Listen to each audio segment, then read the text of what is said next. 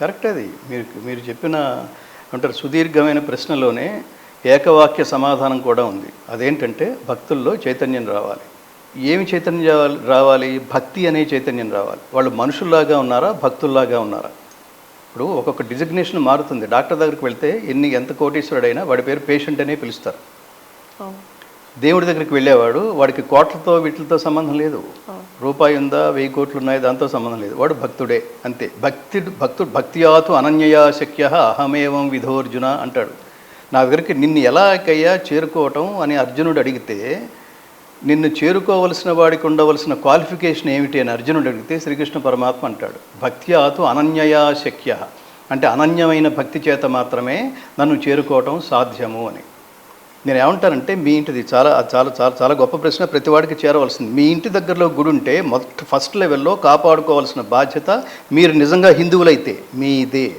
లేకపోతే మీరు హిందువులు కాదని, మీరు హిందువులను ట్యాగ్ వేసుకోవద్దు, మీరు బొట్టు పెట్టుకోవద్దు. బొట్టు పెట్టుకుంటే హిందువు అయిపోడు. గుడికి వెళ్ళి 10 రూపాయలు హుండీలో వేస్తే హిందువు అయిపోడు. కొబ్బరికాయ కొడితే హిందువు అయిపోడు. దేవుడి సైకాలజీ ఏమిటో తెలుసుకుని అతనితో చెలిమి చేయడానికి స్నేహం చేయడానికి ప్రయత్నించేవాడు మాత్రమే హిందువు అవుతాడు. మనిషిని ఇష్టపడితే దాని పేరు ప్రేమ లేదా స్నేహం. మనిషి దైవాన్ని ఇష్టపడితే ఆ బ్రిడ్జ్ పేరు భక్తి. దైవాన్ని చేరుకోగలిగే మార్గం పేరు భక్తి. అది ఆ భక్తి విశ్వాసం ఉండాలి. అది ఆ విశ్వాసం భక్తి ఉంటే, మీరు చాలా మంచి ప్రశ్న అది. గవర్నమెంట్ అది సెకండరీ తీసేయండి. ఫస్ట్ లెవెల్లో మీరు ఏం చేస్తున్నారు?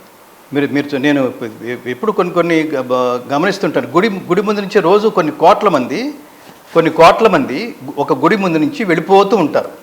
కానీ ఒకడు సైకిల్ వేసుకుని ఆ గుడి దాకా రాగానే బర్రమన స్పీడ్ బ్రేక్ వేసి అక్కడ నిలబడి ఒకసారి ఇటు అనుకుని నమస్కారం పెట్టేసి వెళ్ళిపోతుంటాడు. చూడండి, అంటే ఏమిటి దాని ఉద్దేశం ఏమిటి? ఎవరికి వాడు బిజీగా ఉన్నాడా? ఒక నిమిషం అక్కడ ఆపి దేవుడిని చూడడానికి వాడికి టైం లేదా? వీడేమిటి, ఎంత టైం ఉన్నా వాడు సైకిల్ వేసుకుని పాప అక్కడ నిలబడి ఒక్కసారి ఇలా అనుకుని, స్వామి నమస్కారం, చాలా చాలా థ్యాంక్స్ స్వామి, ఏమిటో ఏం ప్రార్థిస్తున్నాడో తెలియదు. నేను ఏమంటానంటే, కనీసం ఆ ముగ్ధ భక్తి అన్నా ఉండాలి ప్రజల్లో అంటున్నా. నీ గురించి ఆలోచిస్తావో ఆ దేవుడు నీకు ఇవ్వడానికి ఆలోచిస్తాడు. ఎప్పుడు లోకం కోసం ఆలోచించడం మొదలెడతావో, దైవం కోసం ఆలోచించడం మొదలెడతావో, ఒక వ్యవస్థ కోసం ఆలోచించడం మొదలెడతావో, ధర్మ ప్రచారం కోసం ఎప్పుడైతే ఆలోచించడం మొదలెడతావో, దేవుడు ఎందుకు ఇవ్వడు? ఊరికే టెస్టులు పెడుతున్నాడు. నేను ఇదంతా ప్రత్యక్షంగా చూసింది ఆ హనుమాన్ టెంపుల్లో, కర్మాన్ ఘాట్ హనుమాన్ టెంపుల్లో. అసలు ఫస్ట్ లెవెల్ అసలు కూర్చోడానికి ఇబ్బందిగా ఉండేది. ఒక మైన్స్ బిజినెస్ చేసేవాడు, ఒక క్వారీలు బిజినెస్ చేసేవాడు, ఒక ఈ మార్బుల్ బిజినెస్ చేసేవాడు, 10 మంది పూనుకున్నారు. అత్యద్భుతం అయిపోయింది. సో ఇది ప్రధానమైన బాధ్యత.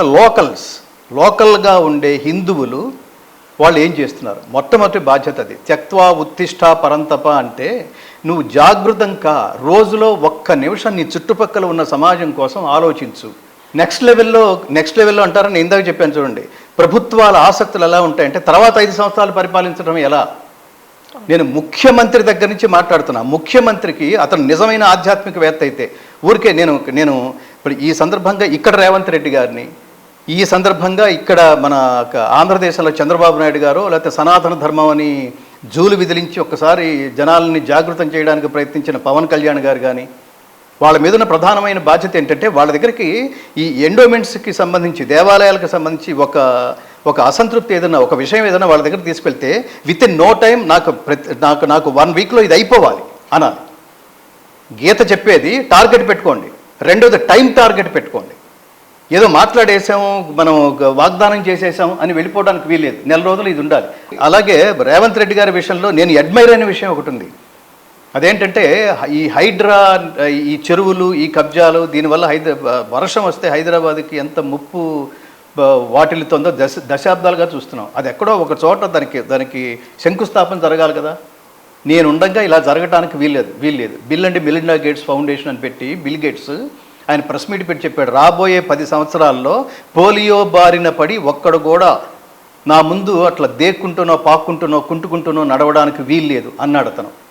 అందుకోసం నేను సంవత్సరానికి 35,000 కోట్లు సంవత్సరానికి నేను ఈ ఫౌండేషన్కి నేను ఇచ్చేసి, దీని ద్వారా నేను ప్రపంచానికి ఖర్చు పెడతానంటున్నాడు.